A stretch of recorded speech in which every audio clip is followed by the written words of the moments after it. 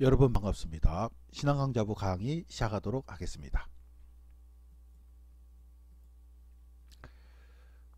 오늘 함께 살펴볼 인물은 아브라함입니다. 지난 시간에 아브라함 등장 단락 창세기 12장부터 25장 전체에 해당하는 내용으로서 아브라함 등장의 의미 크게 세 가지로 정의하였습니다. 첫째, 아브라함은 믿음의 조상이다 하는 거였고요. 두 번째는 아브라함은 부족함이 있는 인간이다 하는 것입니다. 성경이 아브라함을 미화하지 않습니다. 있는 그대로 적나라하게 다 보도합니다. 우리가 아브라함을 미화해서는 안 됩니다. 성경에 나와 있는 그대로 우리는 받아들여야 합니다. 세 번째, 그럼에도 불구하고 아브라함은 하나님과 계약의 관계에 있었는데 아브라함은 하나님과의 계약을 지키기 위해서 부단히도 노력을 했다 하는 것입니다. 계약은 언제든지 깨질 수 있습니다.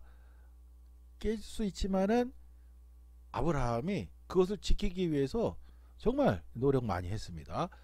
하나님은 계약을 깨지 않으시죠. 완전하신 분이고 또 계약을 만드신 분입니다. 하나님은 신실한 분이십니다. 문제는 인간이 그걸 지킬 수 있느냐 하는 게 문제지요. 그런데 아브라함은 결국에는 여러 가지 어려움이 많이 있었고 부족함이 있는 인간이지만 하나님과의 계약을 지키기 위해서 정말 처절하게 노력을 했고요. 그래서 하나님께서 그를 믿음의 조상으로 삼아 주셨다 하는 것입니다. 자, 이러한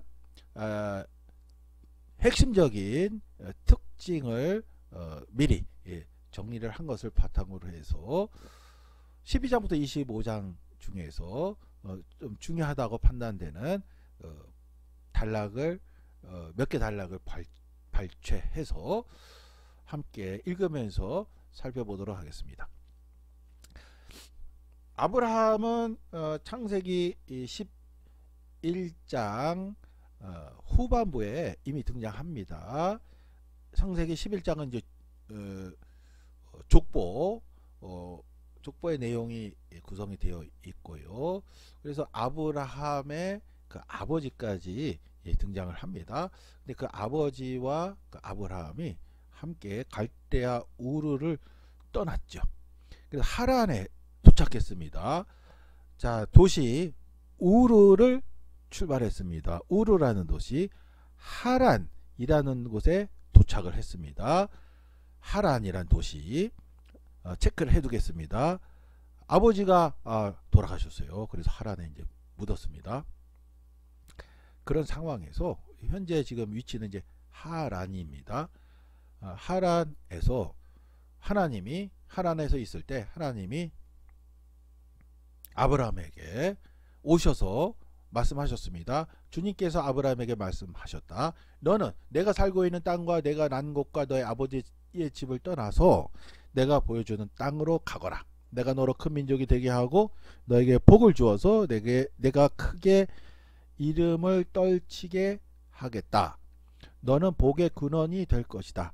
너를 축복하는 사람에게는 내가 복을 베풀고 너를 저주하는 사람에게는 내가 저주를 내릴 것이다. 땅에 사는 모든 민족이 너로 말미암아 복을 받을 것이다. 여기서 키워드로 생각할 수 있는 단어인 복을 제가 빨간색으로 표기를 했습니다. 자, 이 말씀을 들은 아브라함은 4절에 보면 이제 길을 떠납니다. 아브라함은 주님께서 말씀하신 대로 길을 떠났다. 하나님께서 떠나라. 내가 보여주는 땅으로 가라 말씀하셨죠. 그 말씀대로 떠났습니다. 롯도 그와 함께 길을 떠났다. 아브라함이 하란을 떠날 때의 나이는 75이었다. 지금 이 위치가 하란이거든요. 우르에서는 이미 출발을 해서 하란에 도착했고요. 아버지가 또 돌아가셨어요. 그래서 장사를 지낸 그 상황에서 지금 펼쳐지고 있는 내용입니다. 그러니까 아브라함이 떠난 장소는 이제 하란이 되는 것이죠. 아브라함이 하란을 떠날 때에 요 내용이 되는 것이죠. 그 다음 구절입니다. 아브라함은 아내 사랴와 조카 롯과 하란에서 모은 재산과 거기에서 얻은 사람들을 거느리고 가나안 땅으로 가려고 길을 떠나서 마침내 가나안 땅에 이르렀다. 하란에서 잠시 체류하면서 재산도 좀 모았습니다. 여기서 모은 재산이 결국에는 가나안 땅, 척박한 땅, 아무것도 없는 척박한 땅, 원주민들만 살고 있었던 이런 시골 동네에 가서 오랫동안 살았는데요. 그 살게 된 그 미천이 하란에서 그나마 좀 재산을 모았기 때문에 그걸 미천 삼아서 좀 척박한 땅에 가서 가나안 땅에 가서 또 오랫동안 또 살게 됐습니다. 자, 가나안 땅에 들어갔습니다. 이 가나안 땅이 바로 하나님이 보여주신 땅, 약속하신 땅이 되는 것이죠. 아브라함은 그 땅을 지나서 세겜 땅 곧 모레의 상수리 나무가 있는 곳에 이르렀다. 자, 세겜에 이르렀습니다. 세겜, 원래 발음은 쉐켐 도시에 도착했습니다. 이때 당시 이제 마을이라고 해야 되겠죠. 쉐켐 마을에 도착했습니다. 쉐켐 중요한 도시입니다. 특히 구약 성경에서는 회개하는 것하고 많은 연관이 있습니다. 아브라함이 가나안 땅에 들어갔는데요. 가나안은 전체 지역이 가나안인 것이고요. 구체적인 지명으로서는 쉐켐이 처음으로 나왔거든요. 그러니까 이스라엘 사람들에게는 세겜이 그야말로 초심으로 돌아가는 그런 어떤 이제 대명사처럼 됐어요. 그래서 쉐켐에 모여서 우리 회개하자. 아브라함이 하나님의 약속의 말을 듣고 가나안 땅 들어와서 첫 번째 지명 세겜이니까 쉐켐에 우리 다 모이자. 여기서 초심으로 돌아가자. 회개하자. 그런 또 지명이 됐습니다. 그런데 여기서 의미심장한 표현이 나옵니다. 쉐겜 땅 곧 모레의 상수리 나무가 있는 곳에 이르렀다. 요거는 체크해 두겠습니다. 모레의 상수리 나무. 요게 좀 의미심장한 표현입니다. 모레의 상수리 나무. 상수리 나무라고 번역된 상수리 나무의 그 원어는 엘론이라는 단어입니다. 히브리어 단어는 이제 엘론입니다. 그래서 요거는 이제 히브리어 원문으로 하면은 엘론 모레입니다. 엘론 모레를 엘론을 상수리 나무로 번역을 했고요. 모레는 그냥 히브리어 원어 발음대로 그냥 모레라고 했습니다. 그런데 이제 여기 엘론이 이제 나무인데 상수리 나무가 적절하지 않다 하는 또 식물학자의 지적이 있었다고 그래요. 그러니까 엘론이 있고 엘라가 있는데 상수리 나무 말고 좀 다른 거다. 그래서 여기 좀 논쟁이 있는데 제가 식물하고 나무를 제가 잘 몰라가지고 이제 그런 이야기들이 좀 있다 하는 이제 그런 거로 이제 이야기는 들었는데 이쪽 이스라엘 가나안 땅의 나무 식물하고 또 우리 대한민국 나무 식물하고 종류가 많이 다르겠죠. 그래서 딱 이렇게 맞아 떨어지는 건 아니니까 뭘 어려움은 있을 수가 있지만은 아무튼 히브리어 엘론 모레인데 그거를 모레의 상수리 나무라고 번역했습니다. 그런데 여기서 함축하고 있는 바가 범상하지 않은 내용이 있습니다. 이것은 잠시 후에 설명을 하도록 하겠습니다. 세겜 땅에 갔는데 모레의 상수리 나무가 있는 곳에 이르렀다. 그래서 모레의 상수리 나무가 있는 곳이 중요한 지역이니까 거기에 이르렀을 것 아니겠습니까? 어떤 도시에 갔을 때, 어떤 마을에 갔을 때 중요한 곳에 도착했다라고 표현을 보통은 하지요. 중요하지 않은 곳에 도착했다라고 굳이 표현하지는 않지 않습니까? 그러니까 모래상수리 나무가 있는 곳이라 하면 뭔가 중요한 의미가 있기 때문에 지목이 됐겠죠. 이렇게 표기가 됐겠죠. 자, 그것은 잠시 후에 설명하도록 하겠습니다. 그때에 그 땅에는 가나안 사람들이 살고 있었다. 원주 토착민들이 이미 살고 있었겠죠. 주님께서 아브라함에게 나타나셔서 말씀하셨다. 내가 너희 자손에게 이 땅을 주겠다. 자, 하나님께서 약속을 주시는데 아브라함에게 계속해서 약속을 주실 것입니다. 계약을 맺으시는 거죠. 계약의 관계죠. 그런데 엄밀하게 보면은 하나님께서 주시겠다 하는 그 품목이 두 가지가 있다는 것을 알게 됩니다. 하나는 땅입니다. 내가 너의 자손에게 이 땅을 주겠다. 가나안 땅, 약속의 땅을 주겠다. 나중에 이스라엘이 출애굽해서 광야 생활을 거친 후에 약속의 땅, 가나안 땅으로 들어갑니다. 하나님이 그 땅, 젖과 꿀이 흐르는 땅을 주겠다고 약속하셨으니까 그 약속을 또 받으려고 간 거죠.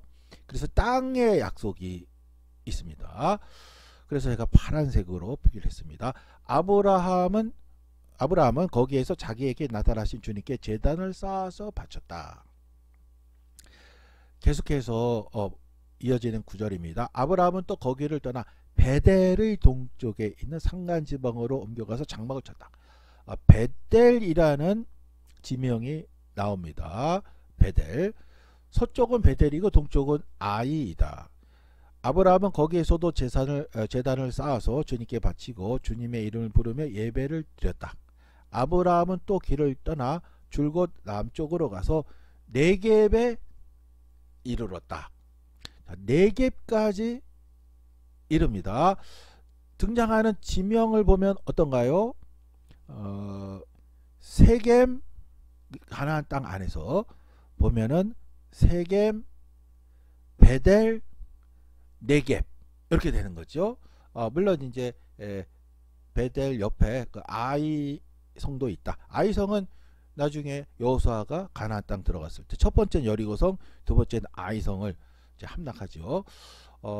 아무튼 아브라함은 거쳐간 것이 세겜, 쉐켐, 베델, 네겝 이렇게 되는 거죠. 자, 이것을 이제 지도를 통해서 잠깐 살펴보도록 하겠습니다. 구약 시대 지도가 되겠는데요. 보도록 하겠습니다. 여기 보시면은 요 위에 갈릴리 이 바다 혹은 갈릴리 호수가 있습니다. 밑에 사해 혹은 염해가 있습니다. 이제 갈릴리와 사해 기준으로 해서 중간 부분에 글자가 좀 작습니다만은 제가 동그라미 표기하는 요 위치에 세겜이 있습니다. 쉐켐이 있습니다. 여기가 세겜입니다. 그러니까 갈릴리와 사해 중간 정도 위치에 동쪽에 세겜이 있습니다. 여기는 산지 산맥인데요. 세겜 그 골짜기 같은 곳에 세겜이 있는데 세겜에 딱 쓰면 골짜기이기 때문에 왼쪽으로는 바라볼 때 왼쪽으로는 이제 그리심산이 그러니까 이제 지중해를 보았을 때 그리심산이 쫙 올라가고 오른쪽에는 이제 에발산이 쭉 올라갑니다. 마치 그 마이산처럼 이제 우뚝 오른 그게 보입니다. 세겜에 서면은 양쪽에 양날개처럼 우뚝 산이 솟아 올라 있는 거죠. 하나는 그리심산, 하나는 에발산입니다. 그래서 나중에 모세가 그리심산과 에발산 축복과 저주의 산이 되는 거죠. 그리심산과 에발산이요. 그렇습니다. 세겜이 여기에 있고요. 그 다음에 더 쭉 내려가면은 이제 예루살렘이 있습니다. 거기서도 더 쭉 내려가면은 헤브론이 있습니다. 예루살렘보다 헤브론이 더 밑입니다. 헤브론에서 더 쭉 내려가면은 네게브가 있습니다. 지금 이제 네게브 사막이라고 그러죠. 네게브 사막은 결국에는 예루살렘보다도 더 밑에, 그리고 헤브론보다도 더 밑에 지역이 되겠습니다. 자, 이 지역이 이제 가나안인데요. 아브라함이 가나안에 들어와서 갈릴리와 사해 중간 정도 위치에 있는 세겜에 도착했습니다. 거기 모래의 상수리 나무 거기에 이르렀고요. 거기서 밑으로 조금 내려가면은 실로가 있고요. 거기서 조금 더 내려가면은 베델이 있습니다. 그러니까 베델에 들렀었죠. 그 다음에 베델에서도 조금 더 내려가면은 예루살렘이 있습니다. 그러니까 쉐겜, 실로, 베델, 예루살렘 이렇게 순차적으로 거의 같은 거리로 위치해 있습니다. 거기서 더 내려가면은 헤브론 있고요. 거기서 더 내려가면은 네게브 사막이 되는 것입니다. 네, 요것은 이제 아브라함의 이동 경로입니다. 갈대아 우르는 레반트 지역 초승달 비옥한 초승달 지역에서 오른쪽 하단부 출발 지점이 우르입니다. 여기 우르에서 출발한 거죠. 그러니까 맨 끝에서 출발한 겁니다. 자, 우르에서 출발해 가지고 쭉 올라가다 보면은 가장 지도상 위에 꼭대기 부분에 있는 이 도시가 하란입니다. 자, 아브라함이 아버지와 함께 그 일행이 하란에 도착했죠. 여기서 이제 아버지가 이제 돌아가셨는데요. 장사 지낸 후에 하나님께서 아브라함에게 나타나셔서 약속의 땅으로 떠나라, 가라.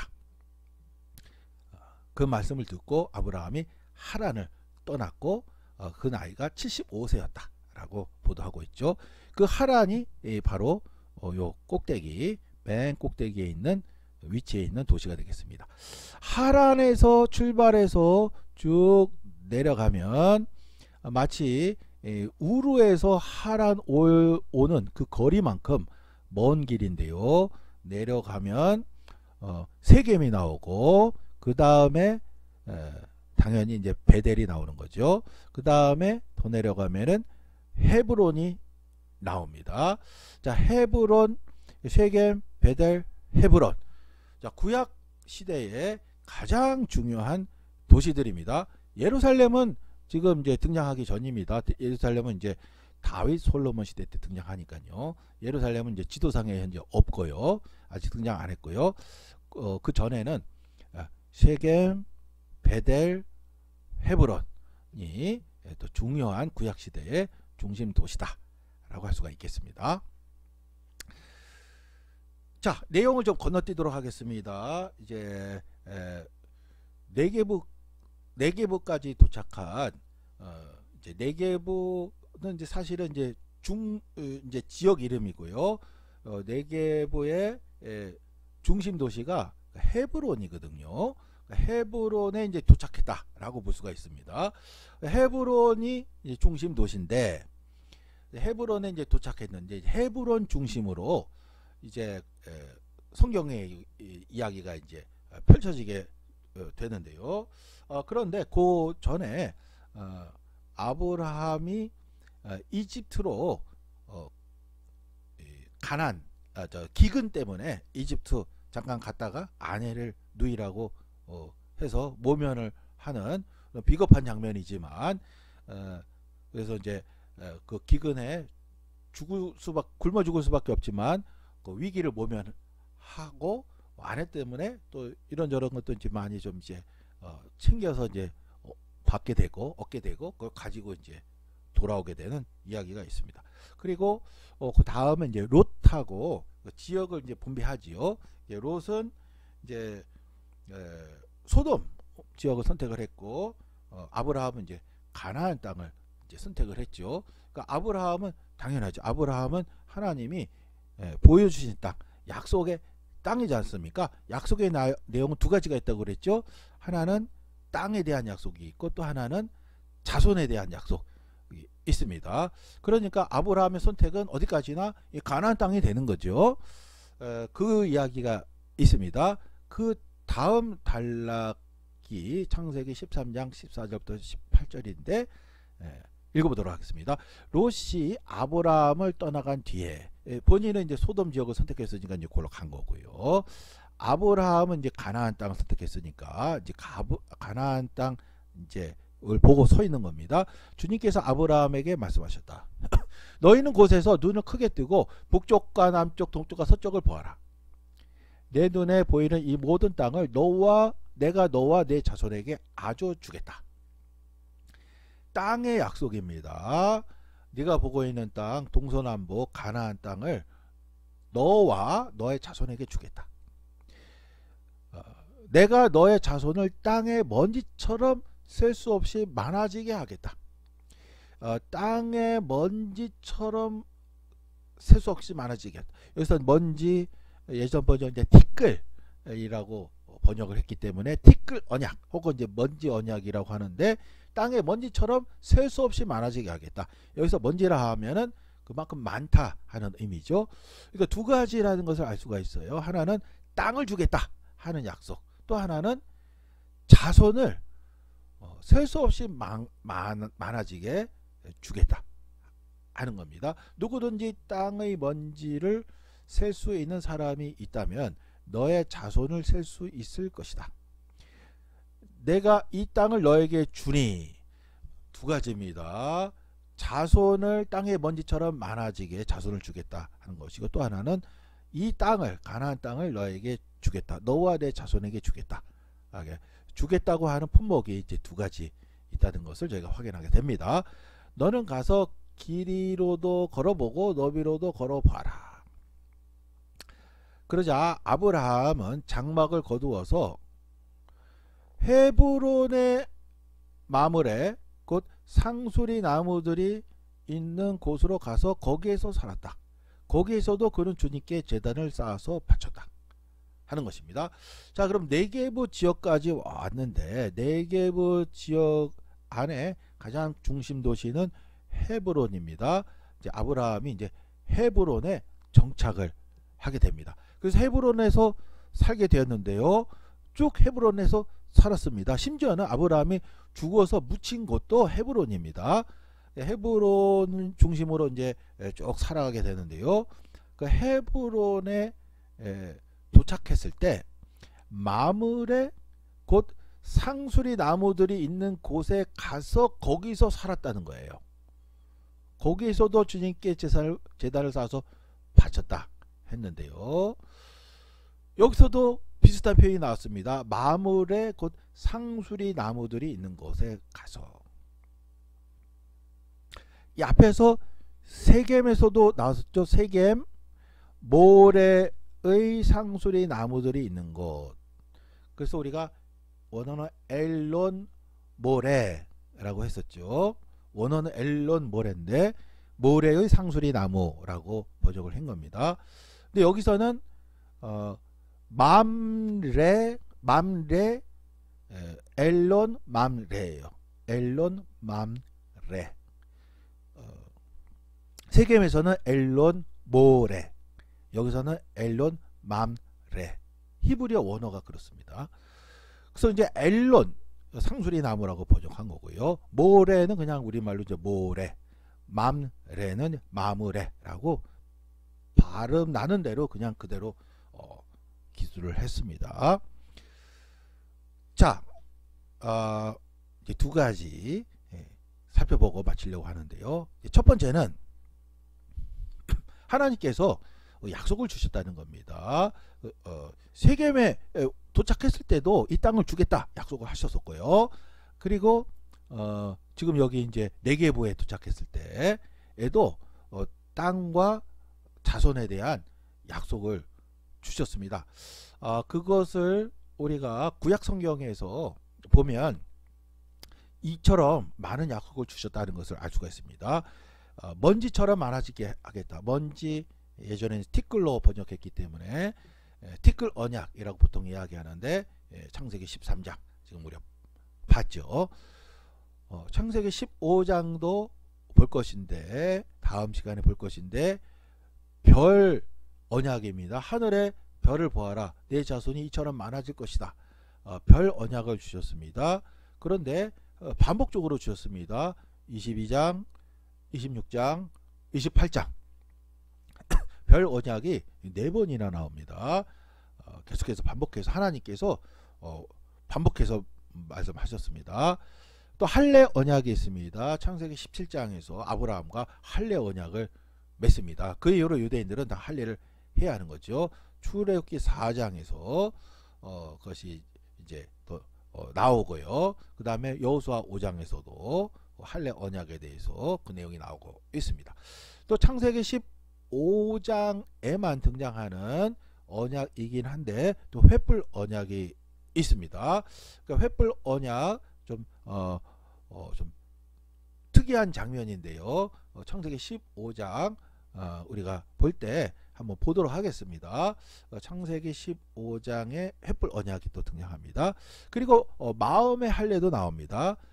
그러니까 할례 언약은 실제로 할례를 하는 것이고, 그런데 그 마음의 할례의 그 의미에 더 중요성을 두는 그런 내용이 되겠습니다. 겉으로만 할례하면 무슨 소용이 있느냐? 마음으로 할례를 해야 된다 하는 것이 신명기 10장 30장에서 나오고, 예레미야도 마음의 할례를 언급하기도 했습니다. 이처럼 하나님께서 그 언약을 반복적으로 말씀하셨다 하는 것 체크를 하겠습니다. 그리고 우리가 그런 내용들 나올 때 한번 보겠습니다. 그리고 두 번째는 다음 같은 내용입니다. 오늘 나온 내용 중에 엘론 모레 세겜이죠. 또 맘레 모레, 엘론 모레 세겜, 엘론 맘레 헤브론입니다. 자, 그렇다면은 모레의 상수리나무 혹은 맘레의 상수리나무가 세겜에도 있고 헤브론에도 있었습니다. 그러면 다른 마을에도 있었는가? 도대체 엘론 모레가 무엇인가 하는 궁금증이 남는 것이죠.